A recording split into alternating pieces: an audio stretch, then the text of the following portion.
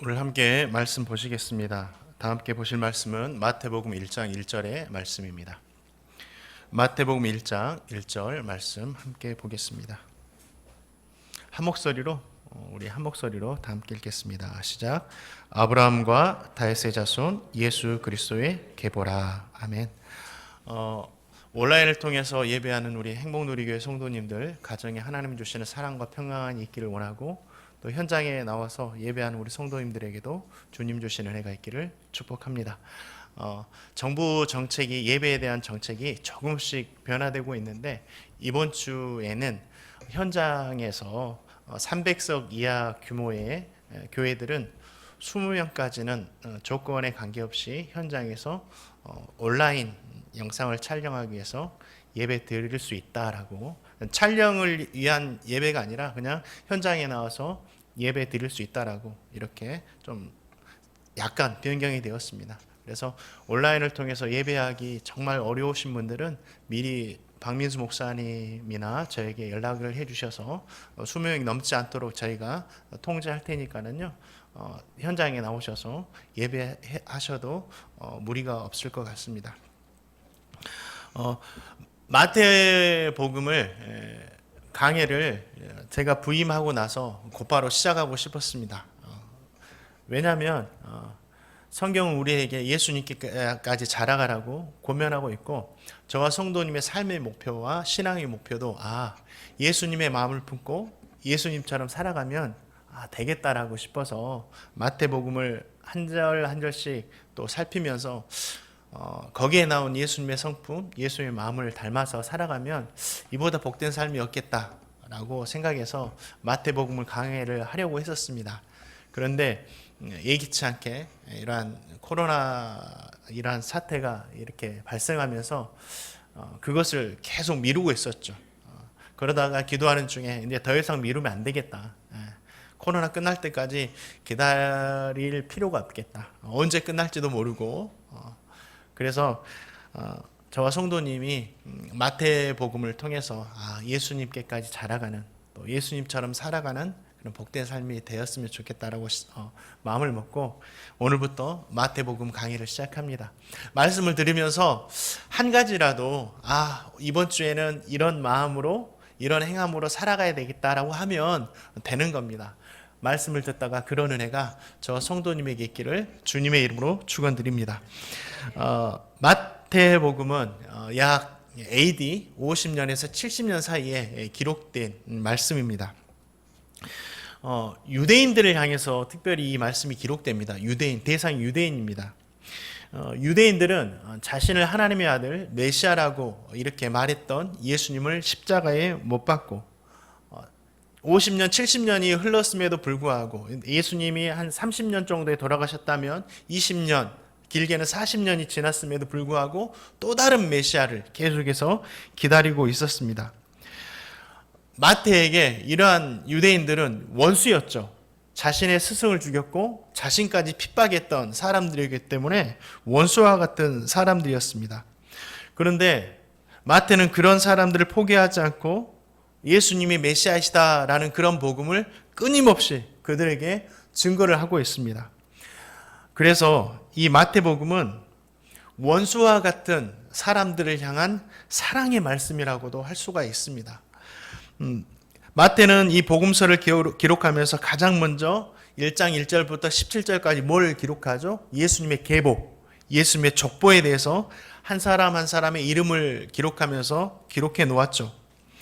이것은 단순히 예수님의 계보, 족보를 알려주기 위함이 아니었고, 이 말씀을 통해서, 이 족보를 통해서 유대인들에게 들려주고 싶은 그런 메시지가 있었다라는 거죠. 어쩌면 이 1장 1절부터 17절의 말씀이 핵심이기도 해요. 이 믿음만 가지면 마태복음은 모든 말씀 열쇠가 풀린다라는 거죠. 먼저 마태는 유대인들에게 이 족보를 통해서 가장 핵심적인 이야기를 합니다. 그게 뭐냐면 예수님께서 하나님의 약속대로 오신 하나님의 아들 메시아이시다. 이것을 지금 말씀하고 있는 거예요. 1절부터 17절까지는 사람들의 이름만 언급하고 있습니다. 누가 누구를 낳았다, 누가 누구를 낳았다. 계속 그 이야기만 하고 있죠. 이 족보를 읽을 때는 좀 지루한 면이 있고, 아마 유대인들도 자신들의 이야기였지만 지루한 마음을 똑같이 느꼈을 겁니다. 그런데 정말 이 족보는 없어서는 안 되고 빼서도 안 되고 정말 중요한 강력한 메시지가 담겨 있다라는 사실이에요. 예수님이 아브라함과 다윗의 언약을 성취하신 메시아이시다. 우리의 구원자시다. 이것을 지금 말씀하고 있어요. 창세기 3장 15절 보면 여인의 후손에 대해서 이야기합니다. 여인의 후손이 너의 머리를 상하게 할 것이다.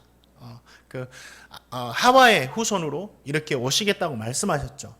그러면 그 후손이 누구인가가 구체적으로 이제 밝혀지는데, 창세기 12장에 보니까 아브라함의 후손을 통해서 그 후손이 오는데 그가 메시아이시다 라고 말합니다.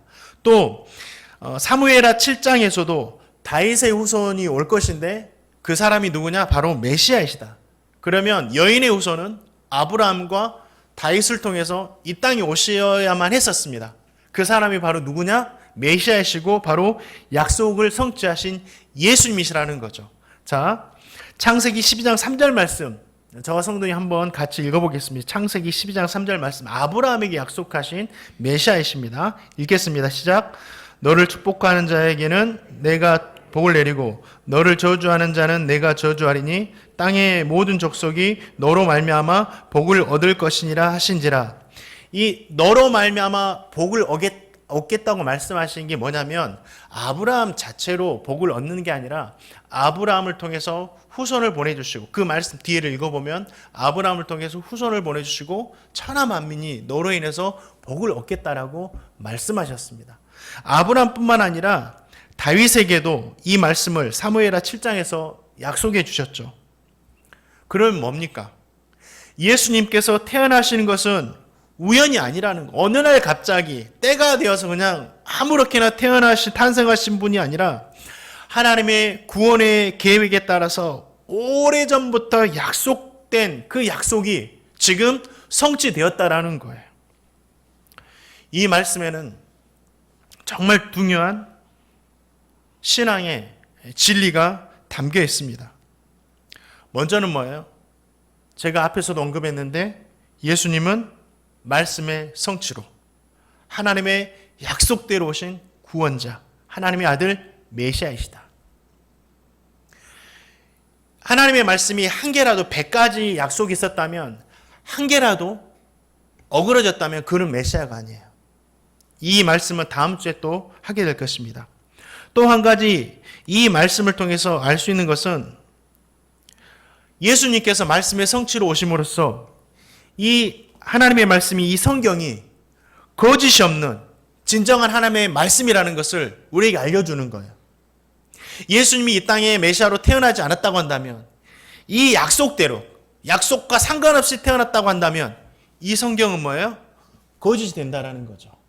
그러나 이 성경의 모든 것들을 이루시고 예수님이 태어나셨기 때문에 이 말씀이 진실한 하나님의 말씀임을 저와 성도님에게, 유대인들에게 알려주고 있는 겁니다. 마태는 이 족보를 통해서 유대인들에게 뭘 이야기하냐면, 이제 더 이상 메시아를 기다리지 말고 하나님의 말씀대로 이 땅에 오신 예수님을 믿어야 한다라고 선포하고 있는 거예요. 저와 성도님도 이 예수님의 족보를 통해서 예수님께서 성경에 약속된 메시아이시다, 이 사실을 믿으시기 바랍니다. 또 한 가지는 하나님의 말씀인 이 성경이 거짓이 없구나, 정말 진실한 하나님의 말씀이구나, 이 믿음에 서시기를 주님의 이름으로 축원드립니다. 왜 이 믿음 갖는 게 중요하죠? 예수님이 구원자시고 메시아시고 성경이 하나님의 말씀입니다. 이 믿음 갖는 게 왜 중요하죠? 자, 사도행전 4장 12절 말씀 한번 보겠습니다. 사도행전 4장 12절 말씀 읽겠습니다. 시작. 다른 이로서는 구원을 받을 수 없나니 천하 사람 중에 구원받을 만한 이름, 다른 이름을 우리에게 주신 일이 없음이라 하였더라. 예, 이거예요. 예수님에게만 구원이 있기 때문에. 이 믿음 갖는 게 중요한 거예요. 다른 이름이 없어요. 더 설명할 것이 없습니다. 이 세상에 예수님 외에는 구원받을 만한 이름이 없다라는 거예요. 오직 예수님을 믿을 때만이 구원을 받을 수 있다라는 겁니다. 저와 성도님 모두가 이 믿음에 서시기를 주님의 이름으로 축원드립니다. 예수님이 구원이세요. 또 한 가지, 저와 성도님이 성경을 거짓이 없는 하나님의 말씀으로 믿는다면 어떻게 할 수 있을까요? 하나님의 말씀에 따라서 살아갈 수 있다라는 거죠. 살아야 하고요. 하나님의 말씀이 거짓이 없으니까, 진실하니까, 다 이루어질 것이니까. 성경 66권이 다 하나님의 말씀이에요. 그러죠?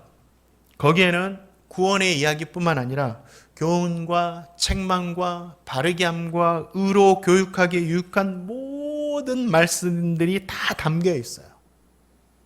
그리고 예수님께서 말씀대로 이 땅에 오셔서 하나님의 말씀을 다 이루어 주신 것처럼 이 하나님의 모든 예언의 말씀은 하나도 땅에 떨어지지 않고 100%다 이루어질 거예요. 저와 성도님이 이 말씀에 대한 믿음이 있다면 어떻게 해야 될까요? 내 믿음, 내 생각, 내 판단이 아니라 하나님의 말씀대로 살면 성공하는 삶을 살 수 있다는 거예요. 왜냐하면 이 말씀대로 살면 이 말씀대로 이루어지니까. 이게 축복의 삶이에요. 이게 예수님께까지 자랑하는 삶입니다. 다른 방법이 없어요. 그런데 문제가 있죠. 뭐죠? 저와 성도님이 이 수없이 많은 이 말씀들을 다 기억하며 살아갈 수 없다라는 거죠. 저도 창세기부터 요한계시록까지 대략은 알고 있지만 한 구절 한 구절 다 기억하지 못해요. 못하죠. 그러면 하나님의 말씀대로 살기 위해서 저와 성도님은 어떻게 해야 돼요? 이러한 인간의 연약함과 한계가 있는데 다른 방법이 없어요. 다른 방법이 없습니다. 매일 하나님의 말씀을 읽고 그 읽었던 말씀을 붙들고 작은 것 하나라도 실천하면서 하루하루를 살아가야 돼요. 이 방법밖에 없어요. 더 좋은 방법 어디 있나요? 없어요. 저와 성도님 개인으로 노력하지 않으면, 개인의 삶에서 이런 삶을 살지 않으면 안 된다라는 거예요. 또 한 가지, 우리가 하나님의 말씀을 다 몰라도 이 신앙의 핵심, 말씀의 핵심만 알면 하나님의 말씀을 다 이루며 살 수 있다라는 거예요. 그게 뭐냐면 예수님께서 이 하나님의 말씀을 가장 간단하게 우리에게 한 구절로 설명해 주셨죠. 그게 뭐죠? 하나님을 사랑하고 이웃을 사랑해라. 이게 성경 말씀이에요. 하나님을 사랑하고 이웃을 사랑하는 거. 십계명도 하나님 사랑과 이웃 사랑을 우리에게 말씀해 주고 있다라는 거예요. 그래서 성경에서 뭐라고 말합니까? 사랑하면 율법을 다 이루었다라고 말씀하고 있습니다. 사랑하면 되는 거예요. 사랑하면 모든 말씀을 이루며 살 수 있다라는 거예요. 얼마나 간단합니까? 하루하루 살아갈 때 하나님을 사랑하고 이웃을 사랑하며 살아가면 된다라는 거예요. 그러면 구체적으로 하나님을 어떻게 사랑할 수 있어요? 우리가 눈에 보이지 않는 하나님을 어떻게 사랑할 수가 있어요? 다른 거 없습니다. 예배하는 거예요. 예배하는 것이 하나님께 우리의 사랑을 드리는 겁니다. 예배에 참석해서 찬양하고 기도하고 예물 드리고 말씀을 듣고 하나님께 영광을 돌려드리는 이 모든 행위가 하나님께 대한 우리의 사랑을 표현하는 거예요. 아브라함이 이삭을 번제로 드렸을 때 이제야 내가 너를 사랑하는 줄 알았다 말씀하셨어요. 예배할 때 솔로몬이 1,000번제를 드리자 그 사랑의 마음을 받아주셨다라는 거죠. 사랑하는 성도님들, 예배 드리는 것이 하나님을 사랑하는 거예요. 그래서 이 예배가 중요해요. 하나님과 만남, 하나님과 교제, 하나님의 축복, 하나님의 은혜, 하나님의 용서하심, 하나님의 자비하심, 하나님의 교통하심이 다 담겨 있는 거예요. 지금 이 시간이 영상으로 예배하지만 지금 코로나19로 인해서 가정에서 예배하지만 이 시간이 하나님을 사랑하는 시간임을 잊지 마시기 바랍니다. 어떤 집사님이 이런 고백을 하시더라고요. 자신은 온라인 예배를 드릴 때 시간이 되면 잠시 일어나서 세수하고, 때로는 소파에 앉아서 예배할 때도 있고, 때로는 침대에 앉아서 예배할 때도 있다고. 그런데 자기가 아는 어떤 집사님은 그 온라인 예배를 드리는데 화장도 깨끗하게 하고 옷도 교회 가는 것처럼 입으시고 온라인 예배를 드린대요. 자신과 비교돼서 좀 부끄러웠다고. 제가 생각할 때는요, 둘 다 귀한 모습이에요. 왜 그렇죠? 하나님을 잊지 않고 예배한다는 자체가 힘든 거예요. 그러나 어디에서나 어떤 모습으로나 예배하니까 너무 귀한 거예요. 그런데 두 분의 이야기를 듣고 저 성도님이 느끼는 것은 동일하다고 생각합니다. 그러죠? 온라인을 통해서 예배하는 행복누리교회 성도님 모두는 하나님을 사랑하는 시간, 하나님을 만나는 이 예배 시간에 더 준비되고 예쁜 모습으로 예배할 수 있기를 주님의 이름으로 축원드립니다. 그게 좀 더 복될 것 같아요. 또 이웃을 사랑하는 것이 우리가 말씀을 이루며 살아가는 거죠. 하나님을 사랑하는 것뿐만 아니라, 그러면 어떻게 우리가 이웃을 사랑할 수 있어요? 어떻게 사람들을 사랑할 수 있습니까? 주님은 이웃을 사랑하되 어떻게 사랑하라고 말씀하셨습니까? 여러 가지 해주라고 말씀하셨나요? 한 가지 법칙이 있는 거예요, 여기도. 무엇입니까? 내 몸과 같이. 너 자신과 같이 이웃을 사랑하면 된대요. 나보다 내 자신을 더 사랑하는 사람이 어디 있어요? 없어요. 내 자신처럼 생각하고, 내 자신처럼 용서해주고, 내 자신처럼 이해해주고, 내 자신처럼 말해주고, 이것이 이웃을 나와 같이 사랑하는 거예요. 내가 듣기 싫은 이야기는 상대방도 듣기 싫은 거예요. 그러죠? 제가 아는 어떤 분이 교회에서 큰 실수를 저질렀습니다. 어떤 사람은 어떻게 저럴 수가 있지? 이거는 다 드러내서 그냥 두면 안 된다. 다 드러내서 다 밝혀내야 된다라고 이야기를 하시더라고요. 그런데 저는 그런 사람들의 이야기를 들으면서 생각했어요. 저라면 이 상황에서 다른 사람들이 어떻게 해주기를 바랄까? 그러면서 기도하다가, 그분을 위해서 기도하다가 이런 마음이 들더라고요. 판단도 하지 말고, 조언도 하지 말고, 아무 말도 하지 말고, 그냥 기도해 주면서, 옆에서 조용히 기도해 주면서 평상시처럼 나를 대해 줬으면 좋겠다라는 그런 마음이 들더라고요. 나라면, 그 실수한 사람이 나라면, 하나님께서 그분을 가장 선한 길로 인도해 주시기를 기도하면서 평상시처럼 대해 줬어요. 인사하고 잘하고 있냐고. 그런데 어떤 분이 교묘하게 다른 사람의 입술을 이용해서 그 실수가 드러나게 만들었습니다. 자기가 하지 않고 다른 사람의 입술을 이용해서.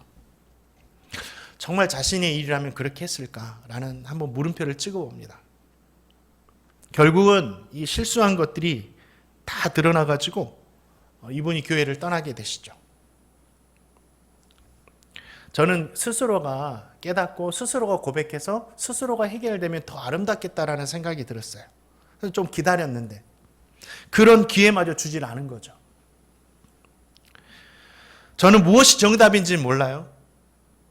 다 드러내가지고 그것을 깨끗하게 하는 게 정답인지 저처럼 하는 게 정답인지 이걸 말하는 게 아니에요. 뭘 말씀드리냐면 타인의 일을 내 일처럼 생각하는 것이 사랑하는 것이라고 지금 말하고 있는 거예요. 사랑하는 성도님들, 이웃사람, 타인을 나처럼 사랑하셔서 오늘 말씀하신 이 사랑으로 말씀을 이루어 가시는 저와 성도님 되시기를 주님의 이름으로 축원드립니다. 우리 행복누리교회 성도님들은 다 그런 분 같아요. 다 그런 분 같아요. 그렇게 되기를, 그렇게 살아가시기를 다시 한번 주님의 이름으로 축원드립니다. 또 오늘 족보를 통해서 1절부터 17절까지 나온 족보를 통해서 저와 성도님이 뭘 알 수 있죠?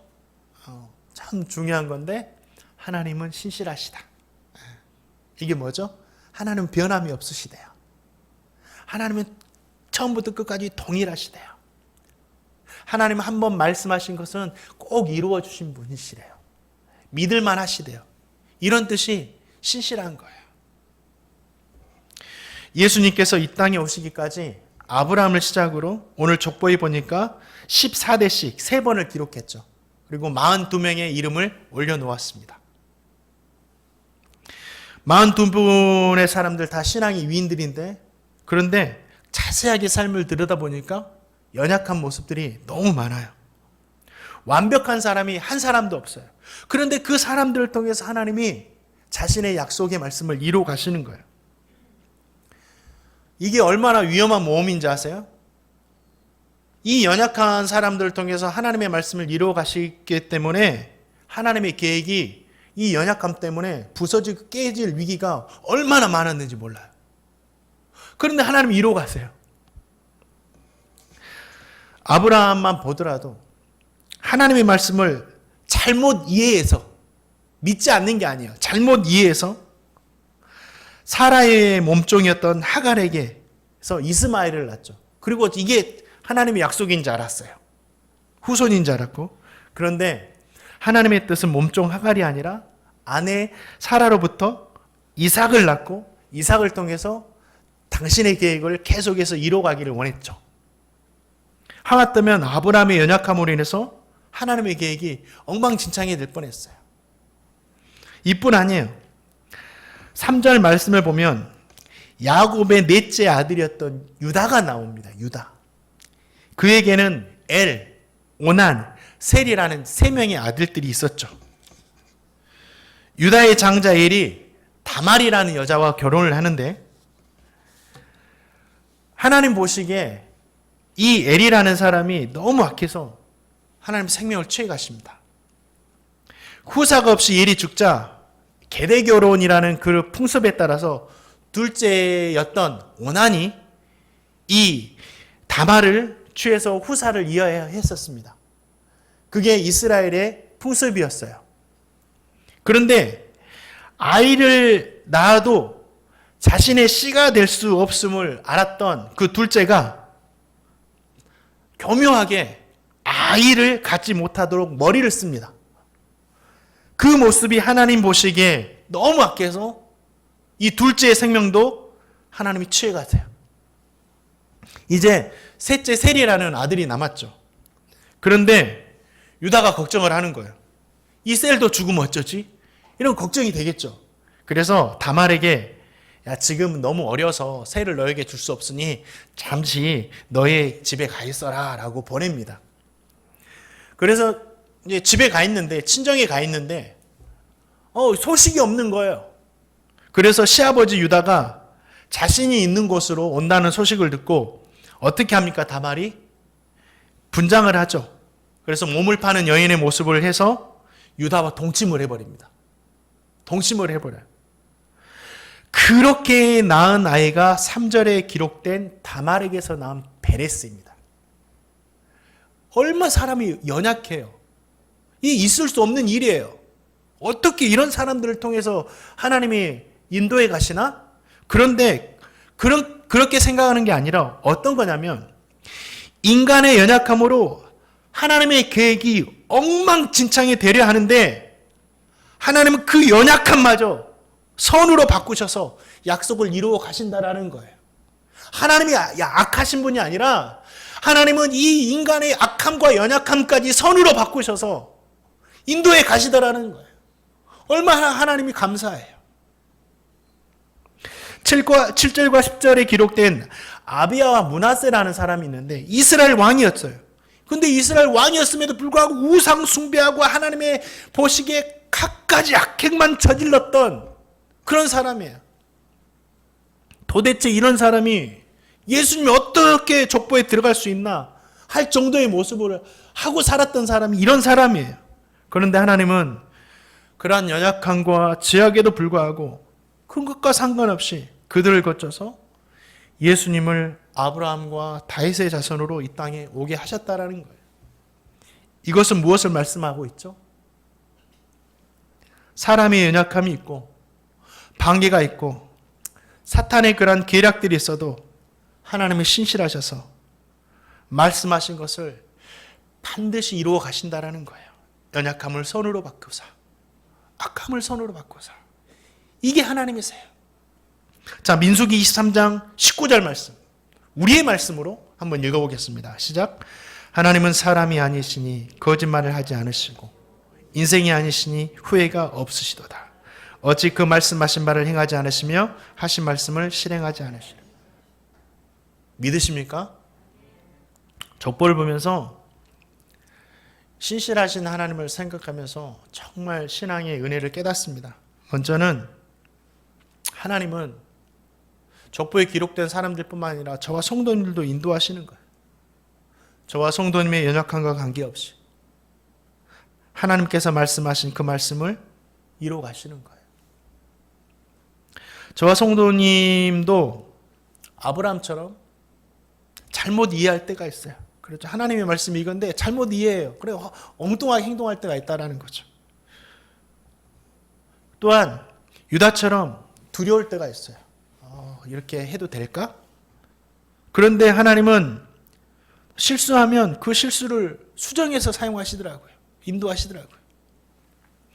말을 못하면 말 잘하는 사람들을 붙여주시기도 하고, 죄를 지으면 선지자를 보내서 회개시켜 주시고, 잘하면 칭찬하시면서 그렇게 인도해 가시더라고요.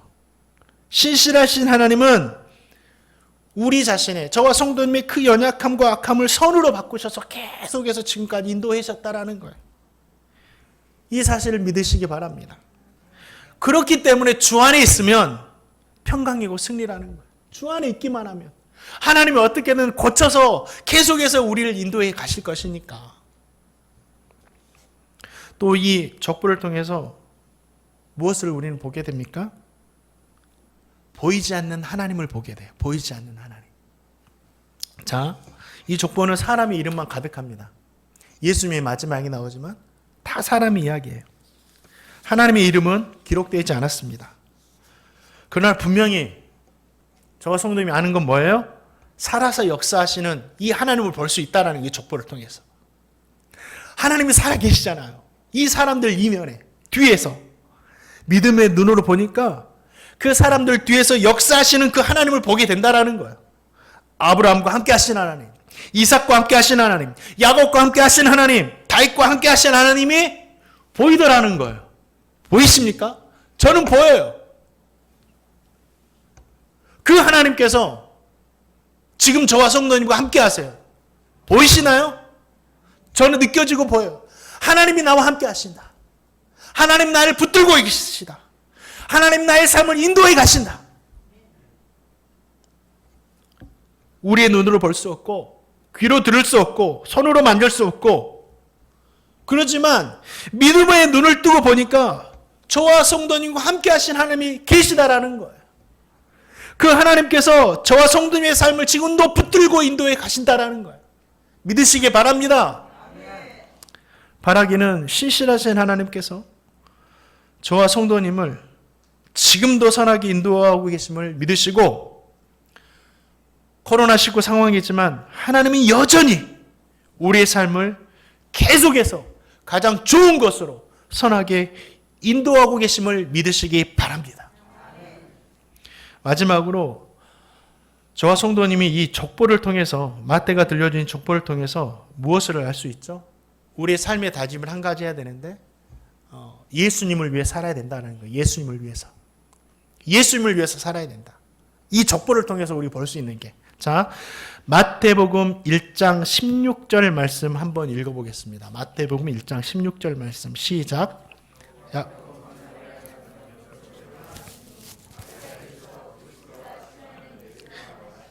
네, 드디어 태어나셨어요. 아브라함을 시작으로 이삭과 야곱과 다윗과 솔로몬과 그리고 요셉까지 수많은 사람들이 이렇게 기록되어 있죠. 이름들만 들어도 그분들의 신앙이 얼마나 대단한지는 우리가 알 수 있어요. 정말 대단해요. 2절에 나오는 이 아브라함, 100세 얻은 아들 이삭을 번제로 드리라는 그 하나님의 말씀에 순종해서 진짜 아들을 잡아서 하나님께 번제로 드리려고 했어요. 그의 믿음이 대단합니다. 어떤 믿음이 있었는지 아세요? 히브리서 보니까 죽은 자도 살리신 하나님을 믿었대요.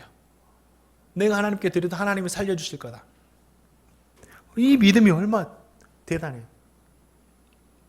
하나님께서는 그의 순종함을 보시고 아브라함이 자신을 사랑하는 것을 확인하셨다고 말씀합니다.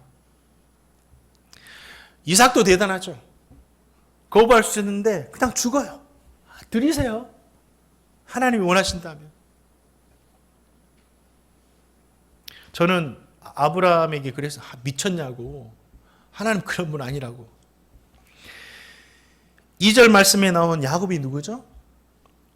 하나님이 야곱의 이름을 이스라엘이라고 바꾸어 주세요. 이스라엘은 하나님과 겨루어 이겼다.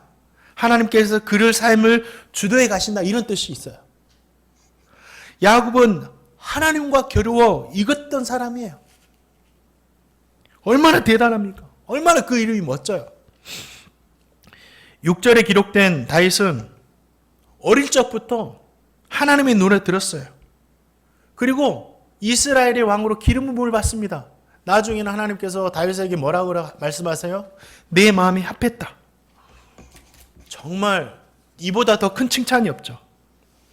저와 성도님은 이 이야기를 들으면서 어떤 마음을 가지세요? 참 이분들의 신앙이 정말 위대하고 대단하다 이런 마음도 들죠. 제가 생각해도 대단한 것 같아요. 그런데 정말 이분들의 삶에 이유가 있고 의미가 있고 위대한 이유가 무엇이냐면 이런 행함들이 아니었다라는 거예요.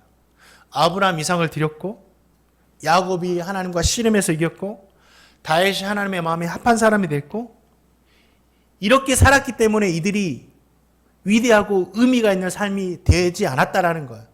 어떤 이유가 있냐면 이들의 삶이 정말 의미 있고 위대한 이유는 예수님 때문이에요. 16절에 나오면. 이게 무슨 의미냐면 이 족보에서 예수님을 뺀다고 생각해 보세요. 이 족보가 무슨 의미예요? 지금까지 우리에게 들려졌겠어요? 이 족보에 예수님이 계시니까 이분들의 삶이 위대하고 의미가 있는 거예요. 예수님이 계시니까 이분들의 삶에 의미가 있고 위대했다라는 거예요. 그러면 저와 성도님은 마찬가지인 거예요. 다른 게 아니에요. 우리가 무엇인가 엄청난 일을 위해서 의미 있는 삶이 되는 것이 아니라 위대한 삶이 되는 것이 아니라 예수님이 계시기에 우리의 삶이 의미가 있다라는 거예요. 지금 그 예수님이 저와 성도님과 함께 하세요. 이미 저와 성도님은 의미 있는 삶을 살고 있어요. 예수님 때문에. 그렇다고 한다면 한 가지 숙제는 우리에게 주어졌어요. 우리와 함께 하시는 예수님. 나의 삶을 의미 있게 하셨으니 나 또한 다윗과 같이 아브라함과 같이 이스라엘과 같이 주님을 위해서 이러한 위대한 삶을 살아봐야 되겠다. 그러한 다짐이 저와 성도님에게 필요하다는 거죠.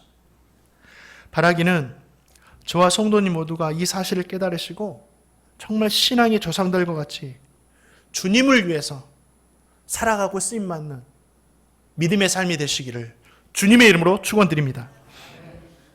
말씀을 맺습니다. 예수님의 족보는요, 단순하게 이름만 기록한 게 아니죠. 예수님께서 말씀에 따라 언약의 성취로 오신 메시아 구원자시다. 이것을 가장 핵심적으로 들려주세요. 이 믿음 가지라고. 유대인들도 예수를 믿지 않고 있으니 저와 성도님은 이 믿음에 끝까지 서시기를 주님의 이름으로 축원드립니다. 모든 걸 다 가져도 이 믿음 잃어버리면 끝나는 거예요. 또 한 가지, 하나님이 신실하셔서 계속 인도하신 것처럼 저와 성도님의 삶에도 신실하게 인도하실 거예요. 그러니까 늘 주 안에 계세요. 주 안에 있으면 돼요. 주 안에 있으면 어떻게 해서든 하나님께서 우리의 삶을 인도하실 줄 믿습니다. 선함으로. 마지막으로 주님 때문에 우리의 삶에 의미가 있는 거다. 우리가 뭔가를 해서 의미가 있는 게 아니라 주님 때문에 우리의 삶이 의미가 있는 거다. 주님, 나의 구원자가 되어주셔서 감사하고 지금도 나와 함께 해주셔서 감사해요. 이제부터는 내가 예수님을 위해서 살아갈게요. 이런 고백을 하는, 이런 믿음을 갖는 저와 성도님의 삶이 될 수 있기를 다시 한번 주님의 이름으로 축원드립니다. 우리 함께 기도하겠습니다. 오늘 성도님들 말씀 들으시면서 집에도 계시지만 함께 기도했으면 합니다. 성도님 말씀 들으면서 어떤 도전을 받으셨나요? 한 가지라도 도전 받은 거 있으신가요? 하나님 나의 삶도 신실하게 인도해 달라고, 하나님 나의 삶 의미 있게 해주셔서 감사하다고, 이제 저도 주님을 위해서 살아가길 원한다라고, 하나님 내가 예수님 닮아가며 살기를 원한다라고, 나의 마음과 행함까지 예수님처럼 살기를 원한다라고 이 시간에 함께 다짐하면서 기도하겠습니다.